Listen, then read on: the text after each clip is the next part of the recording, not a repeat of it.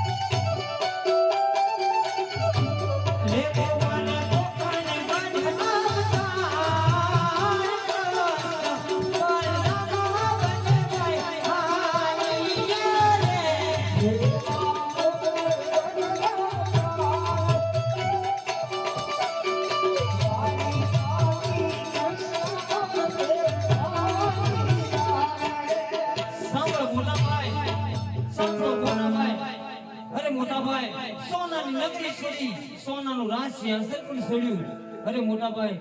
નવું નામ લીધું નવા હથિયાર પણ લીધા પણ મોટા ભાઈ હું કૃષ્ણ પરમાત્મા કોઈના પેટે અવતાર ધારણ કરતો નથી આટલા માટે મેં અજમલ રાજાને વરદાન આપ્યું હતું કે અમડાલીના જે કાંઈ પુષ્પ આપું ને તો તો હું તમારે ઘરે એવો નાનો બાળ બની આવીશ તો સાંભળો મોટાભાઈ, આપણો આ રૂપ પણ ન હોઈ શકે, માટે મોટાભાઈ અજમલ રાજાને ઘરે એવો નાના નાના બાળ બની આપણે અજમલ રાજાને ઘરે જઈએ, પણ કેવી રીતે? કેવી રીતે વીરા? અબનીને જાવું, અબનીને જાવું, પાસવા